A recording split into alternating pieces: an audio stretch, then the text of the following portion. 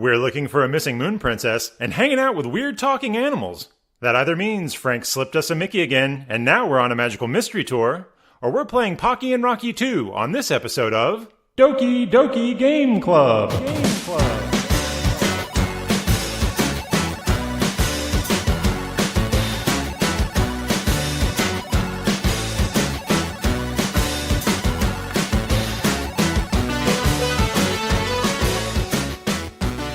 Hello and welcome to Doki Doki Game Club, a retro video game podcast. I am your host, Brandon Fincher, and speaking of weird talking animals, I'm joined today by the craziest crew this side of Kyoto. Brian Grogan. Yosh! Joseph Lester. Dung, dung, dung, dung, dung, dung, dung, dung, dung, dung, dung, dung. And our special guest and Patreon backer, Mr. Joe Shea. Yeah! On Doki Doki Game Club, we each take a turn choosing a particular title from video game history, and we announce the selection online so everyone can play along at home. From there, we have 2 weeks to spend with the title, at which point we reconvene for a deep dive into the nuts and bolts of the game. Today, our special guest, Joe, has made the selection, and the title he chose is Pocky and Rocky 2 for the Super Nintendo Entertainment System.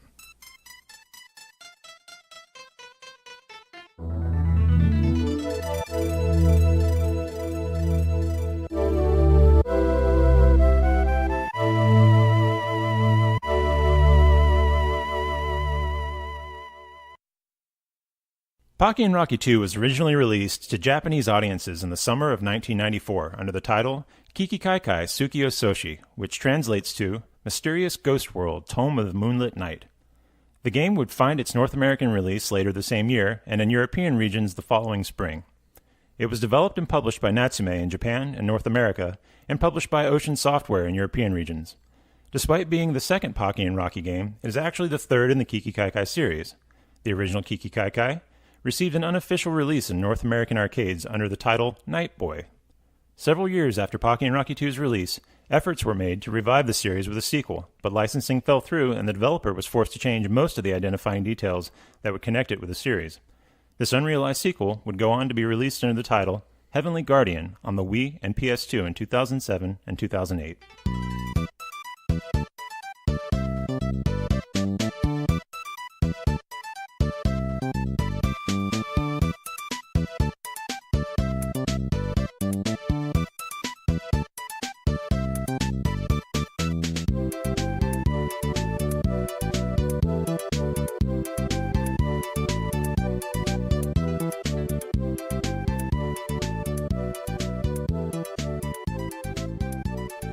Okay, so, Pocky and Rocky 2. First off, thanks, Joe, Mr. Joe Shea, for joining us and contributing at the Doki Exploki tier of our Patreon.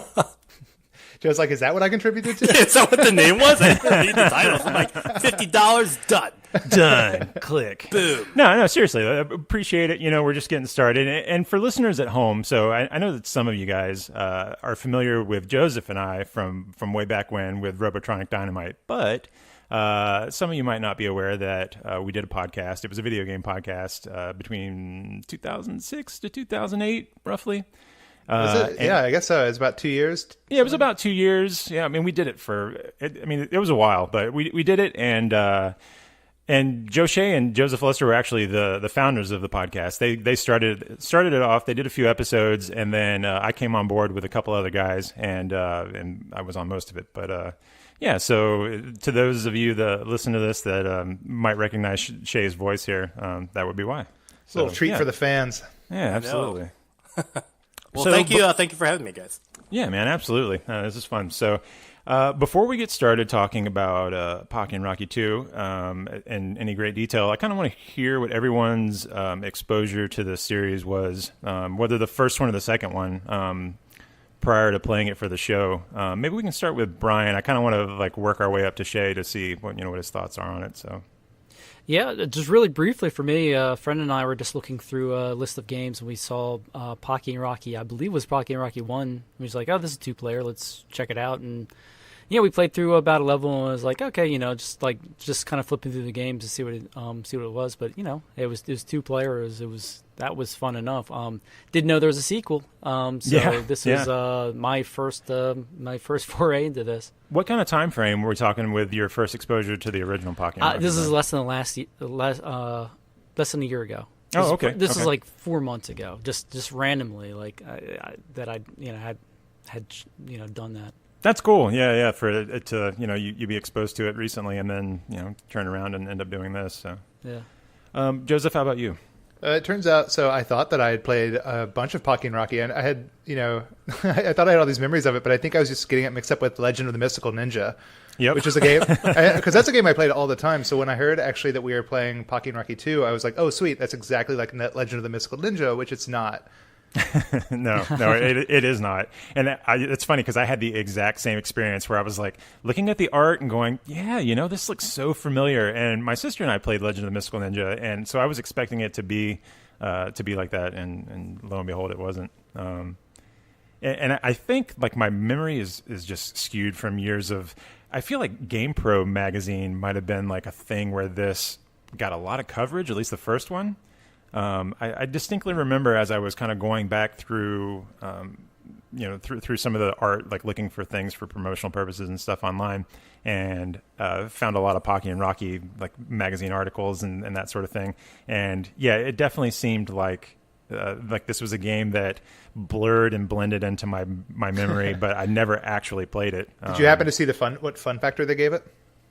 No, I should have written that down though. I didn't actually go through the GamePro, but yeah. That's too bad.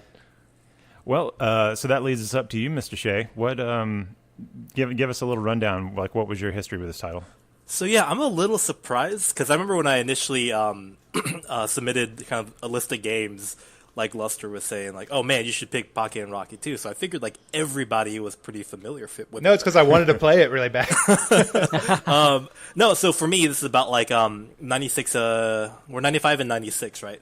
Like, as we all were kids, we all had friends, and we go over to each other's houses and play video games. And one of my friends had a Super Famicom, which is the Japanese version of it. And of course, we're gonna, like, being Asian, they're gonna cut corners and like get the pirated copies of games, right?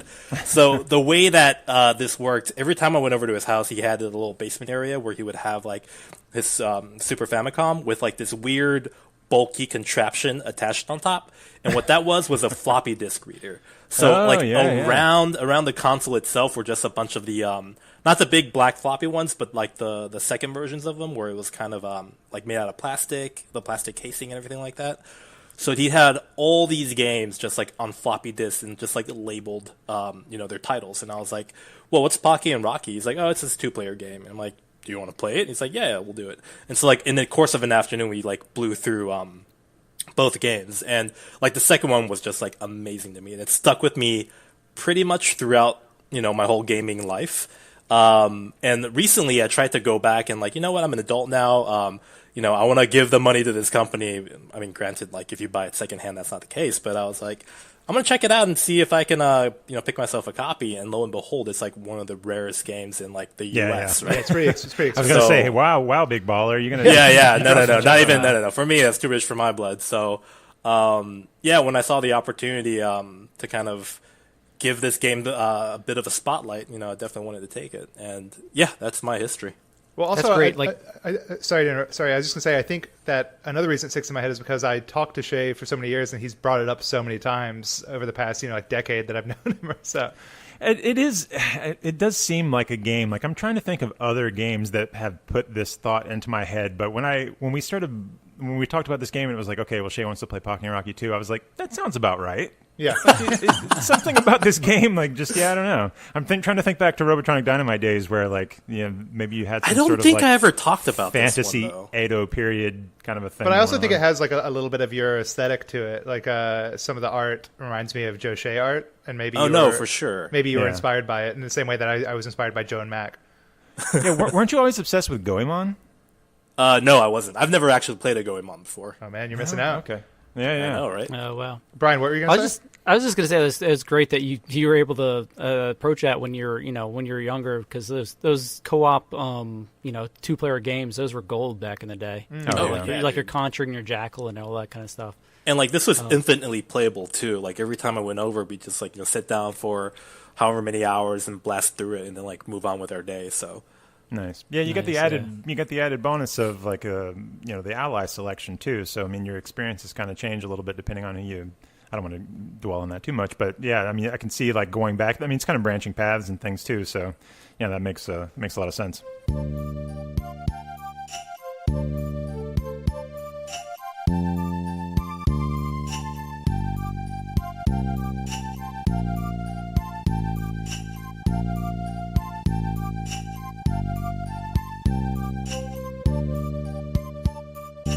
Princess Luna was visiting from the moon for a joyous Harvest Day celebration. All the villagers were gathered around the festival square, eating, dancing, and having a wonderful time.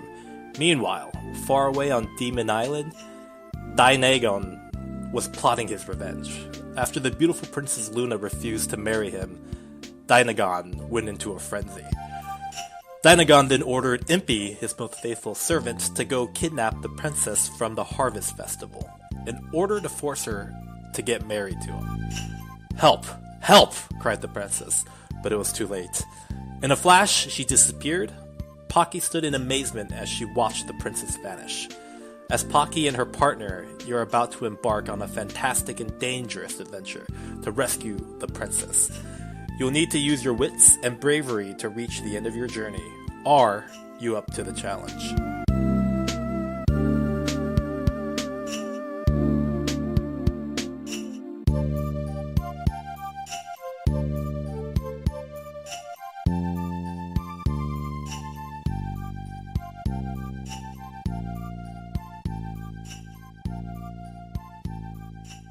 Okay, so Mr. Joe Shea, for those who have not played this game before, we've talked about some of our history with the title and nostalgia, but maybe give us a brief explanation on exactly what sort of game Pocky and Rocky is. I think we all have a good idea of the sort of plot so far, but what type of game is it, would you say? So I hope you don't mind. I might be using like a retroactive term for it, but it's like a twin-stick shooter before dual analogs existed.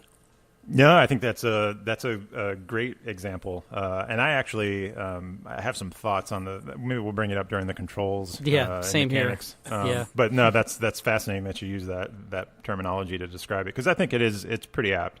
Okay, so let's begin by digging into the plot just a bit for this. I mean, we've got the story of Princess Luna and Pocky. I guess like maybe someone summarize like what's Pocky's deal? Like who is she? What is she? Like what is this character, this main character that you control in this game? I'll be surprised if someone knows. So I'll take a stab at it. It seems like she's one of those like spiritual priests whose sole job for like the royalty is to make sure to ward off evil spirits. Okay, yeah, that makes sense. Yeah. I actually did, this is cheating because I did a little research and took some notes on this, and Pocky is actually credited, at least what I could find online, as being a Shinto shrine maiden. Right.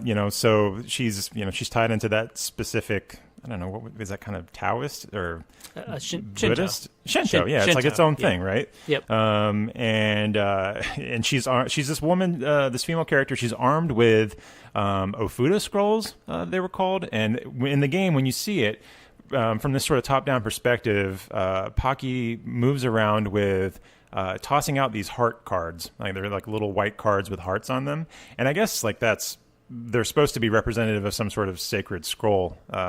And so in addition to tossing these out, she's got a thing called an Ohari Gohai wand, which is like a paper fan that she swats around. Well, it's a stick with these two zigzagging like paper streamers coming off of it. Yeah. I guess it's not really a fan so much as like the decorative wand. Right. And she's essentially moving across from point A to point B, encountering bosses and fighting her way through a series of yokai encounters, I guess, like the weird Japanese monsters, like fish with legs, and definitely has a lot of yokai stuff in it. Yeah. So hopefully that paints a picture. She's sort of moving around in this area, teaming up with her ally, which in the title would lead you to believe that it's Rocky, but it doesn't have to be Rocky. Whereas in the first game, that was pretty much your only option. I don't know, Shay, did you have any thoughts on that? Did you play much of the first one? Like, because there's some very different elements. I did play a little bit of Pocky and Rocky 1 in preparation for the show, and I don't want to go through comparing and contrasting, but it did seem there were definitely some things that they chose to do different in this part 2 to sort of beef it up. Yeah, no, like from playing it from back in the day, I haven't touched it since then, but I always remember of the two, part 2 was always the one that I kind of liked the most. Was that because of the different, like the selectable characters and all the different variety that they had to? I mean, I'm sure we'll get to that, but there's definitely one guy that I'm just like, this is the partner. I wonder if it's going to be the same one we all pick. We were talking earlier. Yeah. Well, let's cruise into that slowly. While we're talking about this Shinto maiden, if you have no familiarity with Shinto or anything like that, this game in particular set during a sort of mystical Edo period, like a feudal Japan kind of a vibe about it, and the game is chock full of like little references to that time period that might be lost on a Western audience. I was actually wondering that too, because I'm sure you'll talk about it, but the Momotaro character, is that, like I'm wondering if you guys, maybe you've had like kind of a passing by knowledge of it, but was that kind of a big deal for you guys? Dig into that, because the Momotaro thing is not ringing a bell to me, and I'll admit it's been a week or so since That's the Peach Boy, right? Yeah, Peach Boy. Does that ring a bell? No. Peach Boy. It's like the boy inside of Peach, like he's I've got no idea. Yeah. All right, so just to kind of give you a huge, quick rundown of the story, it's basically about a boy that was birthed from a peach. Like this old couple found a peach floating down the water, and they picked it up, and they were about to eat it. And then as they were chopping into it, like in different stories, a baby's hand popped out of the peach, stopped the blade, and it was like a little boy. So they raised the kid, and his destiny was to grow up and defeat the demons at Demon Island. And his main adventure, as he's trekking through the countryside to get to the island, he meets up with a dog, like a pheasant, and oh my god, and a monkey, and the four of them get together and basically create this mini fellowship to take down the demons that have been causing so much trouble for years. That's awesome. Are those the peaches that are in the water then? So that's the thing. They do so many references to it, and then it's tied into the actual quote unquote story of the game. And for whatever reason, I just kind of forgot if we played as him or not, or if he was a partner. But it makes he's such a big character that for him to not kind of really be featured in gameplay, I feel like was a huge missed opportunity in this case. Like, why even bother introducing that little sub story or tying the story into that sub story? Yeah, because I mean, so you mentioned the pheasant, the dog, and the monkey, and that is like when you beat the first level of the game. There's like a weird little cutscene thing. I think it's the at the end of the first level, it might be at the beginning of the first level, but Pocky meets those three characters. You guys recall that? Yeah. And sort of like a side-scrolling perspective. And so that's interesting. And then, like Brian said, there is a stage with like a river running through it. And if it's not I just kind of chalked it up to being some sort of like lotus flower. Me too. Like an unblossomed flower. But now that you bring it up, it did kind of look like a peach color. Yeah. I think the game's trying to because it's telling these old ancient Japanese folklores and trying to say as this story was happening, this is where our story was happening. That's fun too. Yeah, because I think the whole thing was folklore. It's like kind of like a mishmash, because there's also there's like kappa creatures in it. There's all the like Brandon said, the yokai are scattered throughout. They're like the Tengu or Tingy as he is in the game. I was just gonna bring up the fact that the rabbits are on the moon. Yes, and that was probably the thing that stuck out to me the most, was like, oh yeah, and the rabbits are on the moon. There's the whole moon connection with Princess Luna. There's the fact that Pocky has an available upgrade, kind of in a sort of Ghost and Goblins armor, kind of a beefing thing where she's in her shorts and then she's in a full Shinto priestess outfit, and then she has like an extra padded layer added to it, like some sort of armor. And then last but not least, she gets a set of rabbit ears that she puts on, and I immediately thought of the sort of Rabbit Moon connection. So, yeah. We mentioned earlier the ally aspect of this game, the sort of friends and the stories that are told, and I wonder if there's any sort of plot with some of those characters. They seem real specific, and I don't know. Shady, maybe have any insight on if there's any like ancient folklore that's tied into the types of characters that she interacts with? Is there an ancient robot?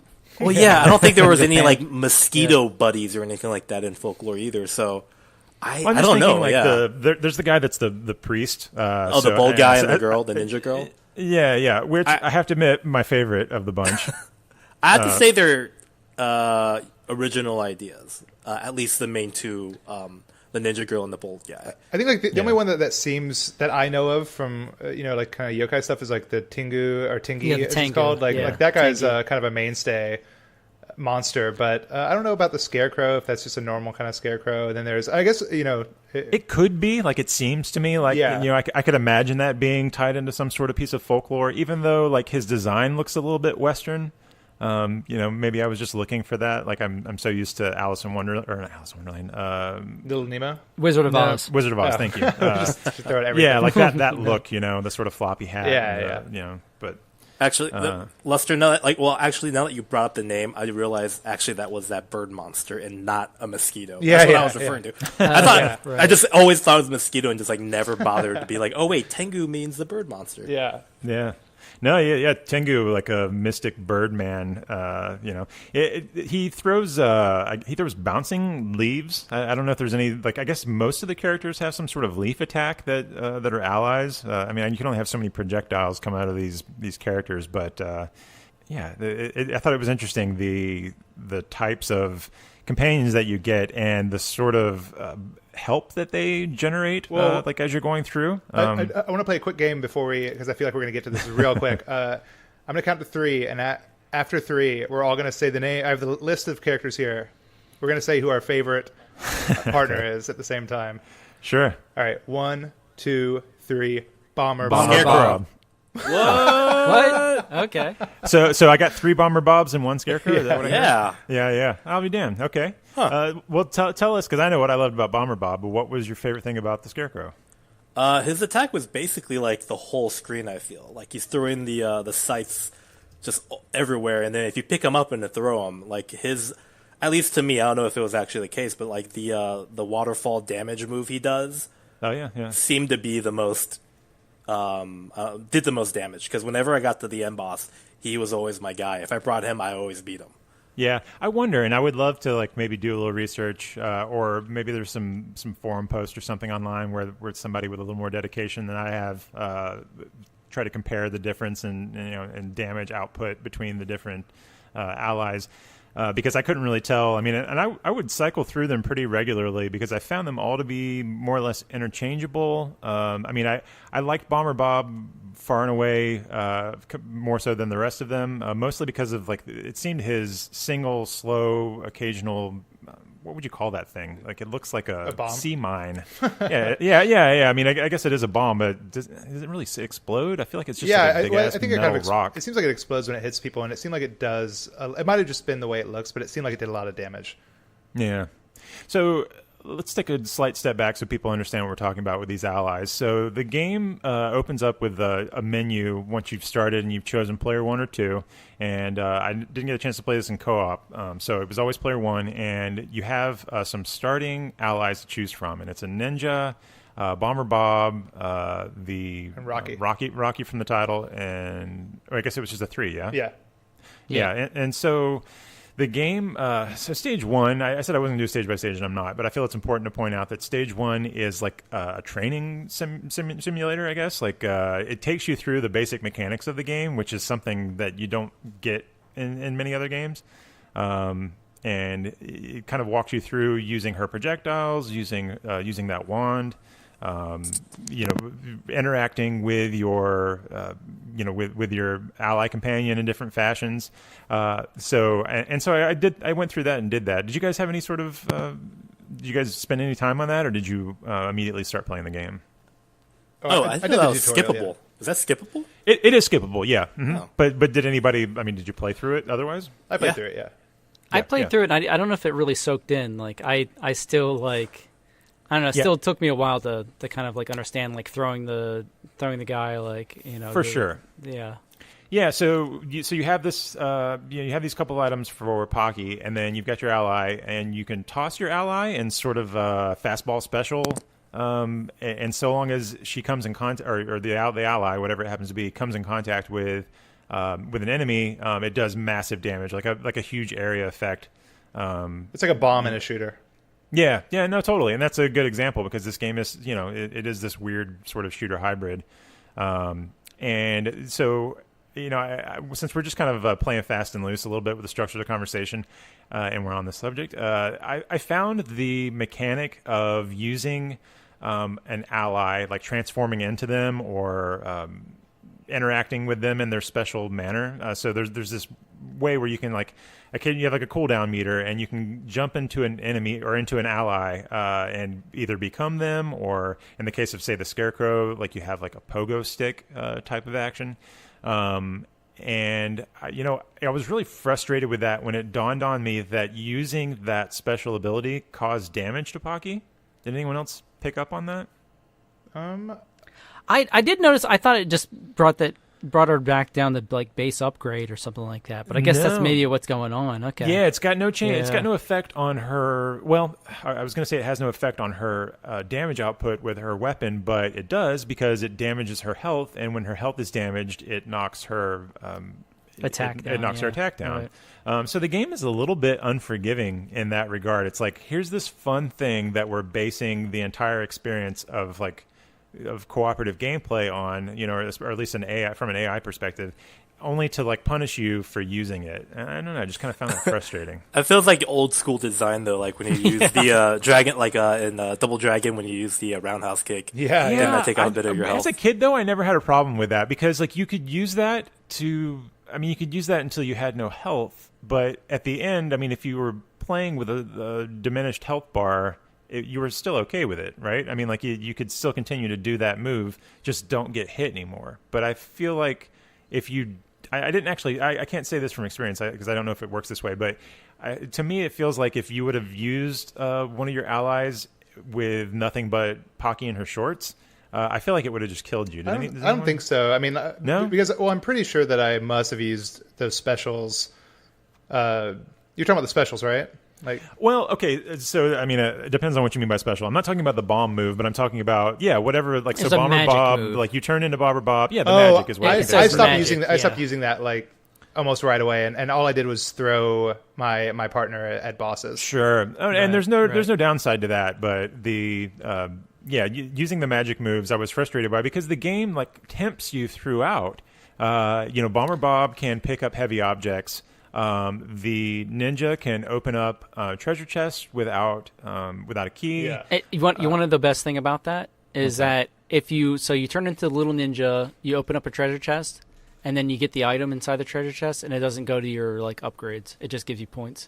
Really? Yes. That's horrible. That was like the first and last time I really used it. I was like, okay, you're really not like there's no benefit because it's in a best case scenario. With using one of these magic moves, let's take Bomber Bob for instance.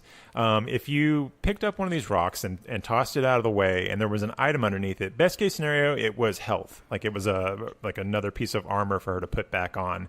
But it cost you armor to do that, so I don't know. It feels half baked to me, and I found that to be maybe one of the more frustrating aspects of the game. I think it was just kind of like a throwaway thing. I don't think the game's really diminished by it. It's one of those things that could have been better if they did it better.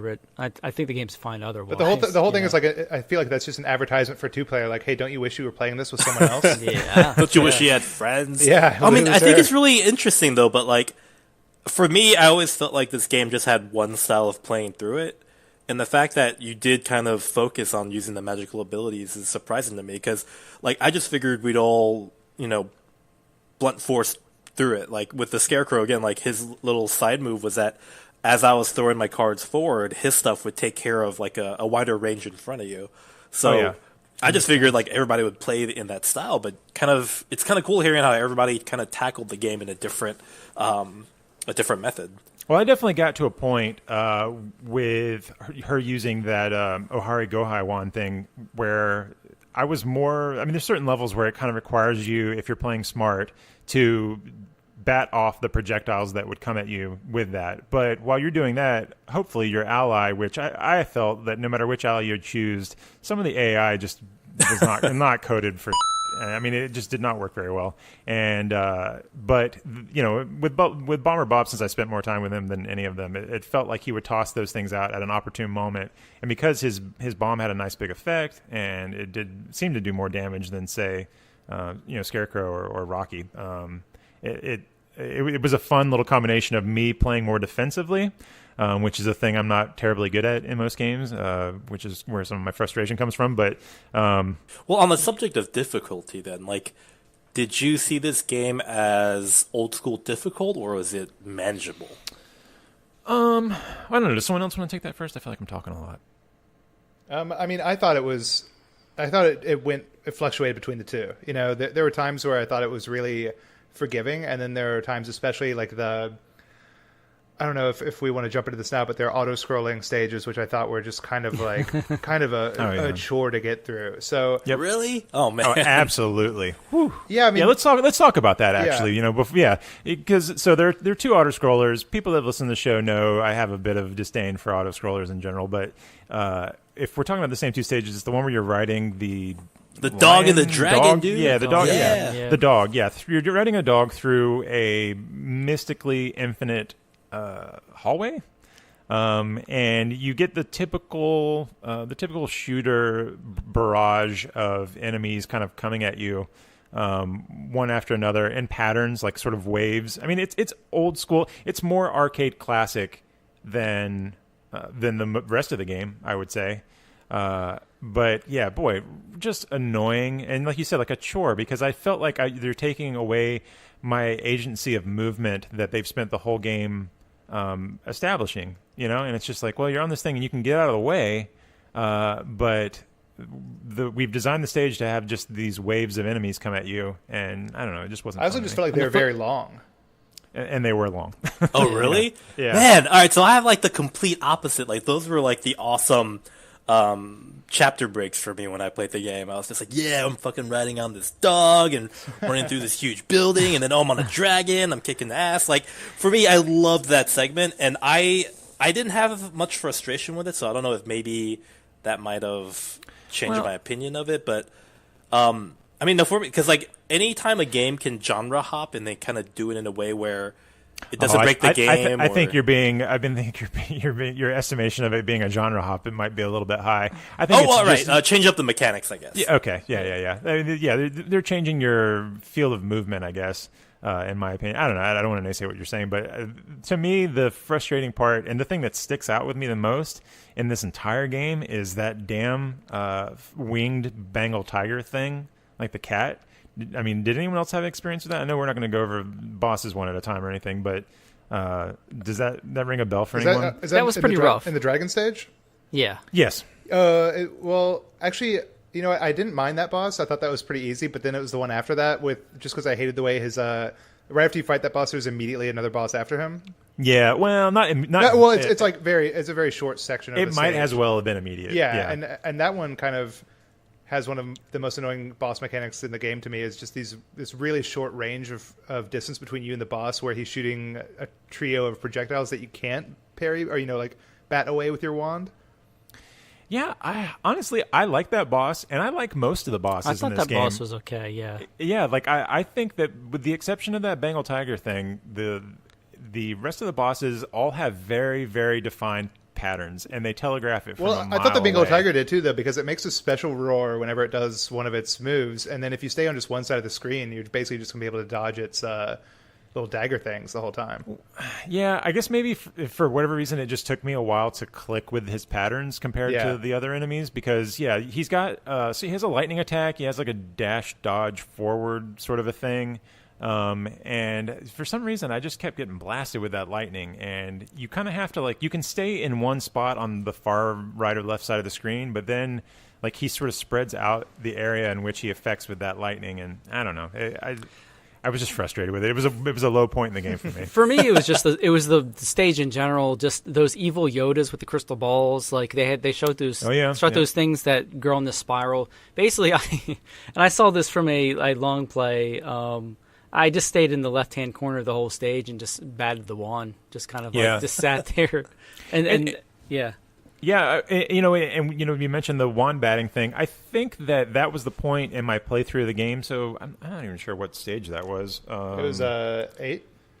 Yeah, 7. I think it might have been 7. Yeah. The dragon was 7. Yeah. I think that might have been the point where like the usefulness of the wand really shines the most, or at least it stood out to me. Like you can stand here and bat most of this stuff away until you get those.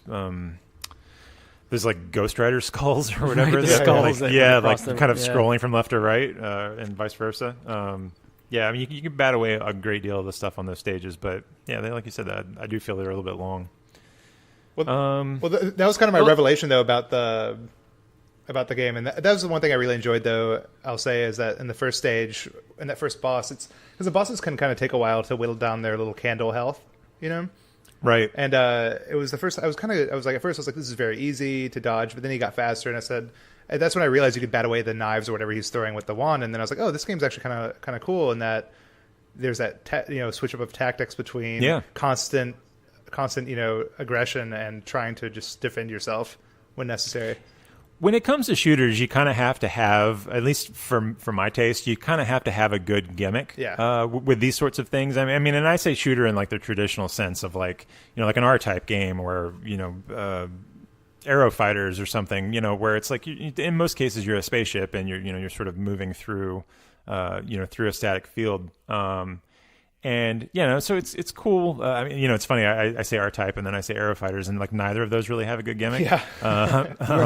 Yeah, but like say maybe Ikaruga. Yeah. Where like you're kind of flopping back and forth based on the color of the projectile. This isn't quite as elaborate as that, but I don't know. It's good. It's good shooter design if there's like a fun mechanic that keeps you going back. And I would say that the wand in this game kind of it does add an element of strategy to it. So moving along to some other aspects of the game, what did you guys feel about the overall visual presentation? I dug it, but it wasn't like, I don't know, it wasn't anything special. It was just kind of that cutesy Japanese look that a lot of the manga had during that era. But I thought the boss designs were pretty dope. The bosses are kind of. I mean, I like the visual design in general. I think it's really colorful, and like they do a good job. Yeah. They do a good job of depicting details in the environment and like in the enemies. Like there's a lot of little things to look at throughout the stages. Like it's not definitely not a dull game. No, it's packed full. It's packed full with stuff. I don't know, the idea of like yokai monsters to me, like I don't know, it's our years of being obsessed with Japanese cinema and stuff that the looks of some of those things. I couldn't help but think of Junji Ito during the first stage with. So Junji Ito is like a horror manga. For people listening to this, they're like, "What is this guy talking about?" But he has this particular manga that's about like fish with legs or all sorts of types of fish. Gyo. And so there's a spot where you're coming across a bridge in stage 1, I believe, and there's like these kind of goldfish, cartoony looking goldfish with legs that like hop out of the water and start walking around towards you. And I was just like, "Oh man, they're made to be cute," but that shivers from Junji Ito. Yeah. Mm-hmm. I mean, another thing I liked about it, though, is how varied each of the stages were.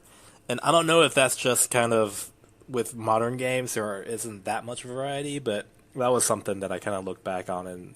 Well, yeah, I thought it was cool. Kind of wish it was... go ahead. I was just saying, I think like the third stage is, or second or third is like just a field of grass, which is really cool. You know what I mean? It's like wide. You're just kind of wading through it. And there's like the effect of it, like her walking through it, so like it is tall grass and like you can kind of it covers her sprite, if memory serves. Yeah, that was, it up does, to the yeah. waist. And like even the water stage where it kind of had like 2 layers you can jump in or like walk on the docks. I was just like, this is kind of impressive. Like considering this game came out, 20 or so years ago. Yeah. While we're talking about like stage design and things, I kind of wish that the terrestrial stages. I wish that there was a mechanic in the game that allowed you to jump. Does anyone else? And so they could have played with the altitude of the geometry of the stages. Did anyone else, when they were playing the game, feel that way about any of the mechanics? Like this game needed the thing. I wanted to do that just because, like, sometimes when I got items out of chests, they would go like just off to the out of Right. out of reach, and I was like, what? So I'm like looking for the jump button, and it wasn't there. But that would have been neat. Well, I don't know. Could have been messy as far as the gameplay goes, but who knows? I would have, I guess if anyone else has any other thoughts, chime in. But if we're talking about mechanics of the game, I kind of wish, first off, I wish that this game had twin sticks. I know you this mentioned game. it as a setup. Yes. This game would have been awesome. Please remake this game, someone with twin sticks. Yeah, I'll have to look into that Heavenly Guardian thing for the Wii and the PS2 to see. I do want to touch on that because kind of another reason why this game popped up in my head was I recently had bought Heavenly Guardian on PSN. Seriously? Yeah, it's on PSN. I think it might be regularly $10 or something, but it was on sale for $3. It's cheap, but I would highly recommend not to pick it up because it's just terrible. Like, I think part of the reason why I love this game so much too is like maybe it's because I am kind of looking at it with rose-tinted glasses and kind of giving it some breaks being a 20-year-old game, but with Heavenly Guardian, some of the design choices, it essentially plays the same as Pocky and Rocky without much evolution. Yeah, I looked at the art for it, and it seemed to lack a lot of charm. It's so disgusting looking. Like Yeah, the like character, like the characters actually look higher res in the backgrounds, and then it kind of juxtaposed. It's very jarring, and it's just not a pretty looking game. The fun. It has the core of these games, but it just isn't fun. Like there's something missing in its presentation. And I don't know if you kind of did research on that, but they were originally making that game to be a Pocky and Rocky 3. I'd mentioned them in the history of them rebooting the series with the intentions, and then the licensing fell through. So yeah, well, I mean, apparently too, another part of that story, the reason licensing fell through was that the company, I think Natsume was the original company that distributed the game, and then I think they got bought up by Taito or something. I think it's the other way around. I think the original Kiki Kai Kai was a Taito game, and then so that was Pocky and Rocky 1 essentially. Gotcha. And then they licensed it out to Natsume, and then it went from there. So what happened is during the production of Rocky and Pocky 3, they had a falling out. Like Square Enix ended up buying the company and didn't get along with the team, and a spokesperson for the Taito company was like, "Well, because something didn't work out on a professional sense and people didn't get along, Square Enix was like, we're going to drop the license," or some sort of action they took. Just Pocky and Rocky 3 didn't happen, and Heavenly Guardian did. But I mean, I think for how cheap the price point is, it might be worth checking out if you're just curious. But honestly, like if you felt this game was great and you kind of want more of this, that's kind of a sad road to take, seeing how much everything's just deteriorated. I'm gonna take your initial recommendation and not check it out. But I was saying, so Natsume recently re-released Wild Guns, right, on the PlayStation 4, Xbox, and PC, and that game is awesome. Yes, so there's part of me that's hoping like they maybe somehow look at the series, is able to get everything in order, and like just remake it or make it part 3 too, and make it a legit twin stick shooter. They have to do twin sticks. I would not play this again if they didn't do that. Just because it's like in games like even in side scrollers like Contra where you have to kind of stop and do that. Does Contra let you do that where you hold like one of the shoulders and you can aim up while standing still? No, it's when you're shooting Contra 1, you just don't move. Right? No, you're definitely moving. No, you can run it. Oh, gun. wait, how do you stop shooting? No, I think of Metroid. In Super Metroid, how you can aim while standing when you press R. Oh no, maybe that's what am I thinking? You're talking about like just locking. Just locking your direction the direction. Position?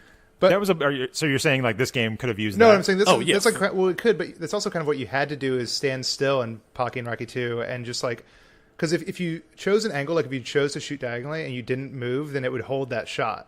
Right. You know, so like you basically have to sit. No. Get in a corner. That's absolutely. Well, so that's how my experience went, like early on in the game, and then I got to the point where I was like, well, this is frustrating as hell because you have to stand in a direction that you want to shoot, but like you can't move, you can't dodge, you can't do anything. You just kind of have to like point her and shoot. But like if this game would have had a strafe button instead of like there's like so many buttons on the just Super like a lock Nintendo button. controller. Like why didn't yeah. you just pick one of those? Like she doesn't jump. Like you have like this wasted ally magic button. I was gonna say get rid of magic. Yeah, I mean you have some shoulder buttons. Like I can't even recall like what those. Well, I know that the one tossed your ally, right? Mm-hmm. I don't know. Yeah, it really like a strafe button would have been a completely acceptable replacement to a twin stick shooter, considering there was no twin sticks.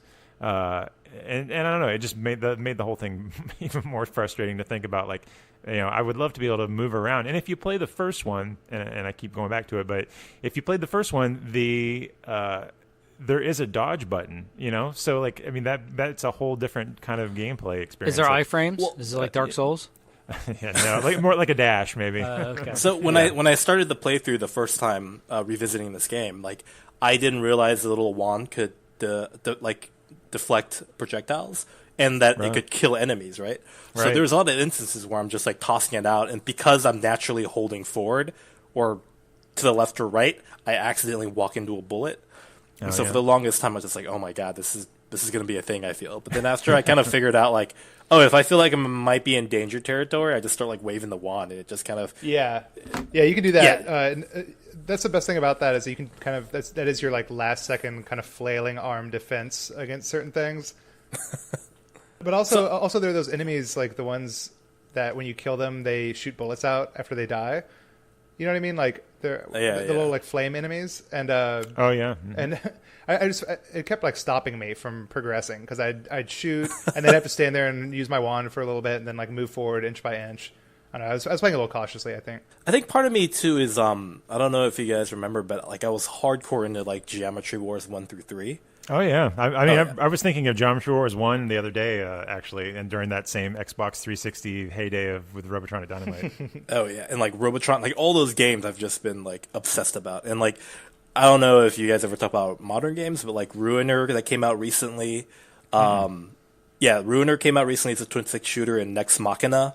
Those are kind of like taking this game's concept and putting it to the current gen. And if you're into like the way Pocky and Rocky 2 is designed and how it works, and if you want to play with twin sticks, I definitely highly recommend picking up both those games. But I think because I am so like entrenched in this genre, when it came to playing this game, some of the frustrations that I think you guys are having, I was more forgiving, and then also kind of. I don't want to make it sound like I think I'm awesome at these kind of games or anything like that, but I felt like when I hit the difficulty hump, it wasn't too intense for me to kind of roll over it. Yeah, no, I mean the game does a pretty good job with that wand of making most scenarios pretty avoidable. I mean, it's such a broad, like it's essentially like a force field that you can just sit there and spam. But unfortunately, the game, once you figure that out, I feel like, especially like the mountain stage, the game does a good job of going, oh, well, here's a valley with a whole bunch of dudes lining the cliffs of this valley, and they're just like spamming bullets at you. So you can stand there. Rough, yeah. You can stand there and just swat them all away. No problem. No problem. Well, then sometimes the boss will be like, "We'll shoot something at you," or just a regular enemy, and you'll be like, "I'm going to swat this back," and it won't work. Just nope. It's kind of arbitrary. Yeah. It does a real good job of like breaking its own rules regularly, but fun nevertheless. At least in that regard. So before we move on, unless anybody has anything else to say about that, but I kind of wanted to talk about the music of the game. Does anyone have any special thoughts or feelings? I mean, was it generic to you? I mean, I feel like it's kind of the other side of the presentation coin that we oftentimes kind of just glaze over it. But if anyone has anything that they want to share in regards to you're pretty in the know about console like sound chips, right, Brandon? Or am I just Oh, and yeah, don't Please don't put that burden on me. I would say, I mean, I know a little bit. Brian, probably a bit more knowledgeable than I am, and now he's probably going, "What? Don't do that." No. I mean, maybe this Super won't be Nintendo, not so much.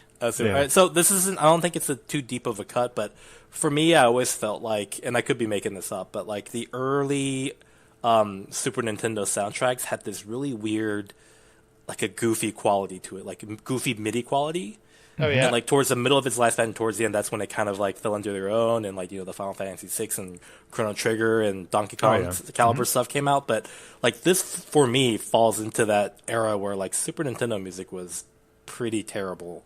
Okay, wow. Like, and I don't know if there's anything with like a sound chip that kind of factors into it, or if there was like an evolution. With the Super Nintendo, I'm not going to go into sound chips or whatever, but it's sample based. So it's not a matter of really learning to like squeeze the best that you can get out of the Super Nintendo. I mean, it's just a matter of like having a good programmer and a good composer, team up and use the right samples for the right game to convey the right emotion. And I don't know, Brian, do you have any thoughts on that? Just kind of generally. I'm just thinking, if there's any failing, it's probably just on the composition side. Like, it does kind of I mean, you say that's kind of like goofy and bad.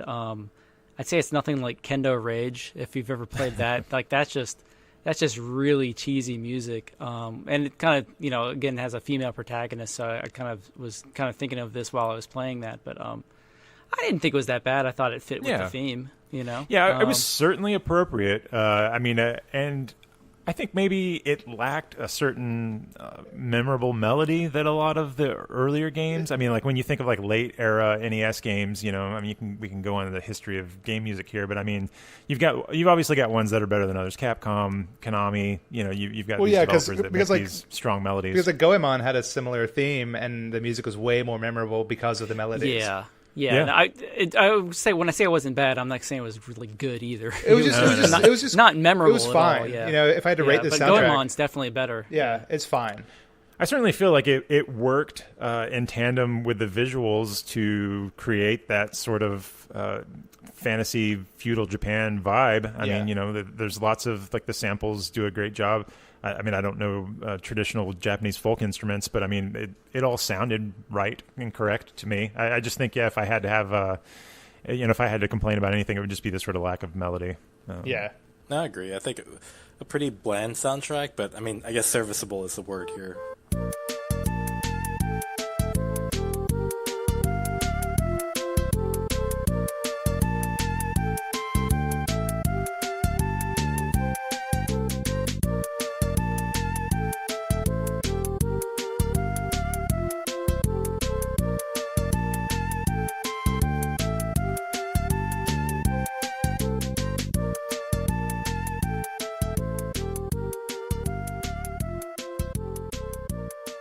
Okay, so we played around, we flirted with the idea of chat about stage design. We talked about sort of the linearity of it, the way that things move around, the sort of difference between auto-scroller versus free-flowing stage design. Is there any other kind of details or gimmicks about the stage design that you enjoyed, or any aspects of the features of the game?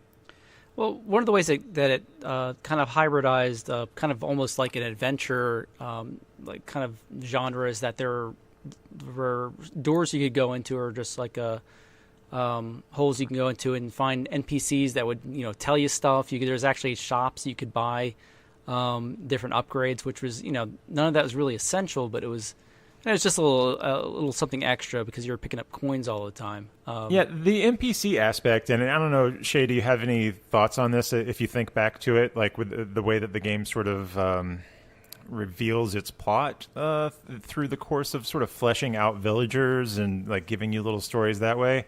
I mean, when we talked about the plot, and it's like there's really only so much to say. Rescue the princess, defeat the evil Japanese warlord feudal guy. But yeah, like that was a thing, right? Like, I mean, you go into these huts and things. Like, I can think of the one that stands out to me the most that was revealed right away at the very beginning of the stage one, where you come to that fork in the road, and if you walk into that room, it's like a barkeep or something, and he says that goblins. The game likes to refer to like the yokai in the game as goblins. have run rampant in the forest to the left, so he recommended that you take the right. Yeah. And I thought that was kind of neat. And I would definitely say that the right is easier than the left, even though, I went to the left when he said that because I was like, this is going to be fun.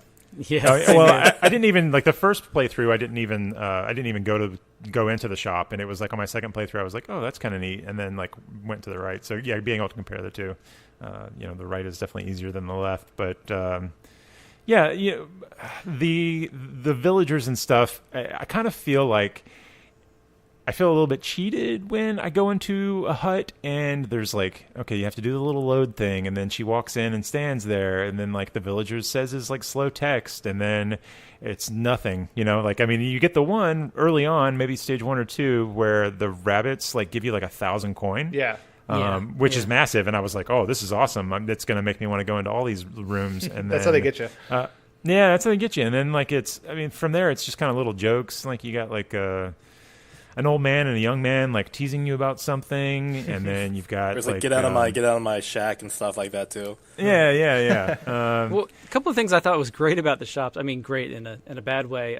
At the end stage, you had an extra life for 2,500. Like if you're walking around with like 2.5k gold, like you don't need that extra life. Yeah, no. Yeah, you're doing all right. You're doing fine. I don't know. Did anybody buy the mystery bag at all? Oh, sure. Yeah, I did it. I did once, and I got like 10 keys from it. Okay. And I was like, oh, that's really good. If you buy the mystery bag in the last level, they laugh at you and say, "This is your lucky. You must be unlucky today because there's nothing in it."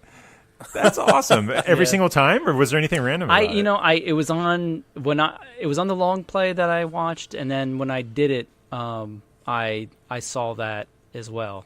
It was like funny. I was like, oh, yep, hilarious. I confirmed it. So stick it to you. Well, my favorite one, your unlucky day. One of my favorite ones was actually, it was a total throwaway waste of time, but it was in the last stage, and you walk in, this guy's just like, well, Dynagon's about to take over the world, so it's going to be a better world. You just deal with it. Don't worry about the princess. Yeah. Go home. I kind of like that, though, because first off, it's like Dynagon's, you're in his castle. Yeah, right? yeah. I mean, at that point, and I was like, man, if this dude's like living in this castle full of these monsters and other stuff, like something's got to be off with him anyhow. And so for him to say like he's like happy about, or well, not happy, but like more or less has resigned to the fact that like Dynagon's going to destroy everything with Princess Luna. I don't know. It struck me at the time. It was funny. Like I was just like, man, this guy's he's grim. He's living that life. But yeah, I also thought one thing that was cool. Sorry, before we get off that subject, is I was going to ask everyone at the beginning. Obviously, you guys did, but I was going to ask if everyone found all of the buddies, because you can, if you no. Okay, I was going to say, because you can just randomly stumble into rooms and they'll be like, hey, here's a Scarecrow, right? And that was kind of neat. I mean, like I would have been even more impressed with it, I think, had it been fun to use any of the allies. At least beyond like the. Yeah. I know that sounds like harsh, but like I mean, it's fun enough. But you know what I mean. Like the magic moves weren't so punishing. Yeah, and maybe if you could hot swap which ally you had rather than having to be stuck with one, because if I get stuck with the wrong one at the boss, that was bad.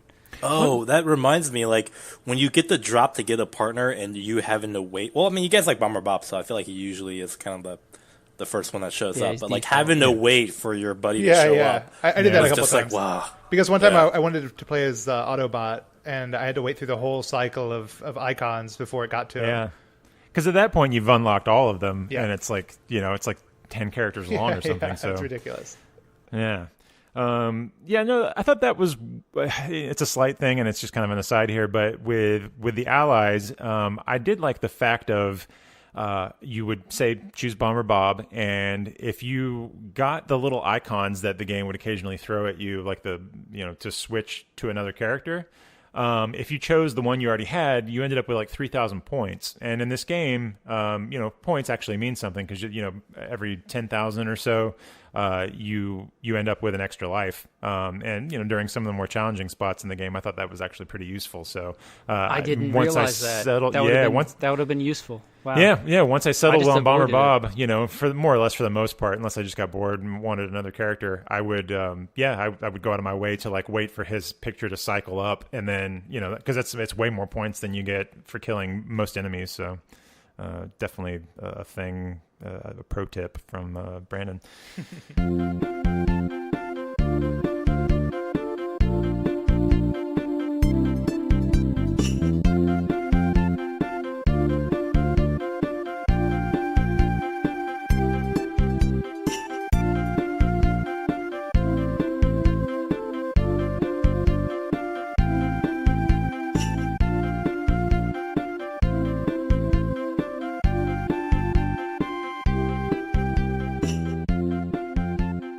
Okay, so we've done our deep dive into Pocky and Rocky 2 here.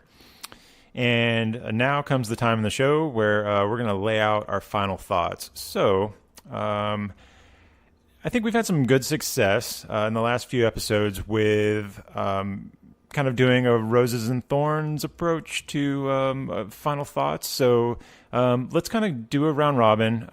Each of you guys give me something that works in the game and something that doesn't work in the game, and then conclude that with your rating, like your number rating. If you're okay, Joseph, I think I'd like you to start. Sure. I think as a whole, the presentation really works in tandem with, each part works well with one another. Like the music, as fine as it may be, it works really well with the visuals. I like all the little nods to Japanese folklore, and I like the art in general. It's really good. I think where it fails for me a little bit is just, it needs two sticks. It just needs to have not been made in 1994 or whenever. It just wasn't. I don't know. It should have just. It doesn't work. The stop and go mechanics, the standing and shooting. Like, I just didn't find that too much fun. But other than that, that's my main hang up about it. And should I do the rating now, or? Let's get a rating. Then. Okay, I'm going to give this one 2.5 Titanic Tanuki testicles out of 5. Damn it. Those are good. That's nice. Yeah. Okay, Brian, how about you? Go next. I think I was surprised how much I got into the action after a while. Like, it wasn't. I don't know. When I was really lukewarm towards it, but I really kind of got into it. I just like really on the downside. If there were some more tweaks, like a lot of the things that we threw in, like maybe a jump button, maybe doing something different with that, character switch / magic stuff. There's a lot of. Man, there's just like a lot of just like end of development tweaks. I think could have been made this a lot better. But I think it's great, and I think it would have been. I look forward to maybe one day playing it with a second player. So for that reason, I'm going to give it 3 out of 5 Super Saiyan hair having bosses. There was a lot of that, wasn't there? Yep. Okay, so I'll go next, and we'll save our guest for last here. I'm more or less on the same page with Joseph here.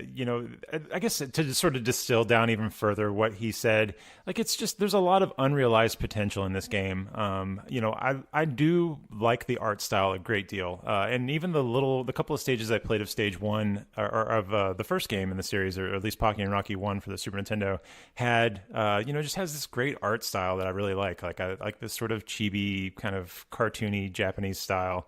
Like mixed with all of those monster elements. So I guess like to summarize that, like the visual aesthetics of the game would certainly be like the strongest point to me. But man, like the frustration with the control limitations, and I think like the lack of strafe button, like a strafe button would have been a fine, acceptable alternative to a second stick. I mean, at Super Nintendo, you get some limitations and you're kind of just stuck with them. But you could have easily made that strafe button. So those are that's my pros and cons. And I think I'm going to rate this one 2.5 out of 5 crying turtle babies. I just remember like out of those yokai, there's like these bald-headed babies like like a turtle on their back, like weeping, and then you smack them with a wand after that. So, okay. So last but not least, Mr. Joe Shea, what do you got? So what I love about it is that I think the overall package is very tight. The controls, I know we've been bashing on them, but it's almost like it's too responsive because it will register you holding down forward or backwards. But for the most part, like I felt like all the deaths have always been my fault. Like I haven't been controlling it properly, given the shortcomings of the control system. So I thought that was pretty cool. And it's for the graphics, I think it's great, and the music again, I think it's serviceable. But the overall package itself, I think it's great, and I definitely recommend finding a buddy to check the game out. In terms of a negative, again, it's being where we're at now with gaming. It's kind of hard to go back to knowing that there is a control scheme perfect for this game. But yeah, I mean, I think for me, looking at it now, I give it a 3.5 out of 5 Japanese boy peach-filled. Oh, wait, let me try that again. Peach-filled Japanese boy Japanese. I can't remember. All right, Japanese filled peaches. Japanese boy filled peaches. Little Japanese boy baby peaches. I don't know. Frank, don't edit any of that. Don't you dare touch that. Print it as is. Yes. Okay, so I think on that fun note, it's time for the Doki Doki Power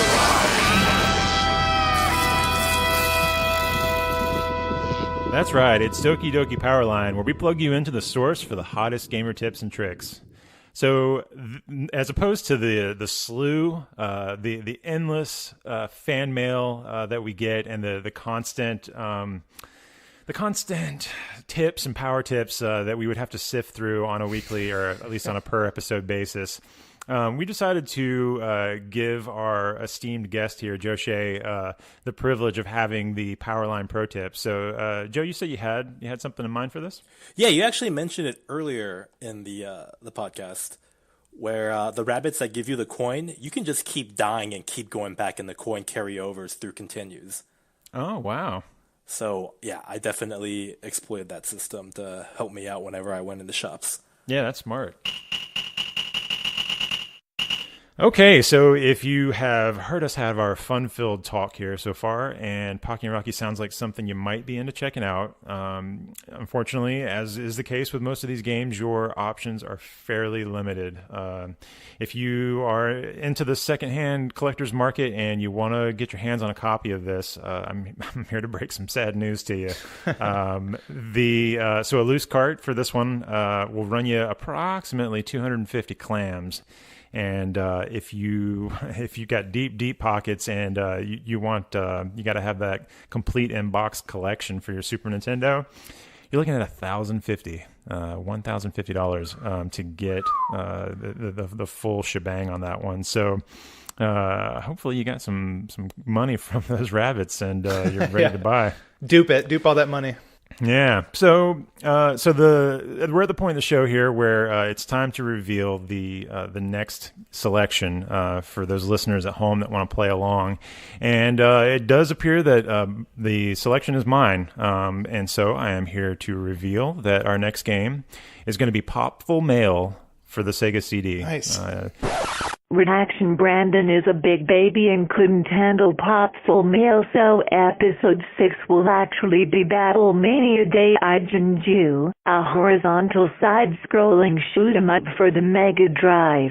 Okay, that brings us to the end of another episode of Doki Doki Game Club. Special thanks to our very own Frank Martin for his continued editing excellence, even in his absence from this episode. I also want to thank my co-host for joining me today. Who are you guys, and where can people find you? Let's start with Joseph. My name's Joseph Luster. You can find me on Twitter at Moldilux, Moldilux. My website is subhumanzoids.com. Spell it like you smell it. That's where I post my comics, art, and other fun stuff. And I also host another podcast with my friend Kanan called Subhuman Cast. So be sure to subscribe, like, unsubscribe, rate, review, and resubscribe wherever you get your podcasts. And last but not least, I write about anime and games for Otaku USA and Crunchyroll, if you're into that kind of thing. And how about you, Brian? Yes, I'm Brian Grogan. You can find me on Twitter at KenOShinobi, KENOH Shinobi.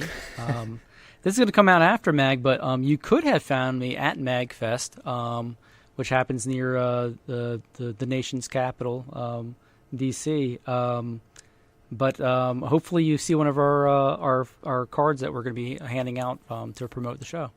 Yeah, I will say actually, if you are at MagFest and you're lucky enough to come across our Mr. Grogan or one of these promo cards, grab one of them, take a picture of yourself holding one, and either tweet at us or we have an Instagram as well, if you prefer to use that, and hit us up with that. And if we get enough of a response with this, I've got a couple ideas in mind for a little contest. So we might draw someone at random and hook you guys up with something nice. So, Mr. Joe Shea, where can people find you online? I actually have very minimal internet presence. I have no social media. However, if you check out superbattlegenius.com, I've got a podcast brewing, and I'm going to be launching a new comic on there soon too. So, I think in a month. But right now, there's nothing there. Well, go ahead and bookmark it, and hopefully remember that name, because I'm sure there's going to be some good things coming out of there real soon. If Twitter is your thing and you want to follow me personally, I am Genocide there. That's spelled DJINNOCIDE. And you can follow the show on Twitter at Doki Doki GC. In addition to that, we're practically on every other social media network as well, so search for Doki Doki Game Club all across the World Wide Web, or head over to dokidokigameclub.com for further details. So very special thanks once again to our Patreon guest host, Joe. If Joe's involvement in this episode sounded like fun, and you feel like you might be interested in doing the same, please head over to patreon.com/Doki Doki Game Club and check out the Doki Exploki backer tier for further info.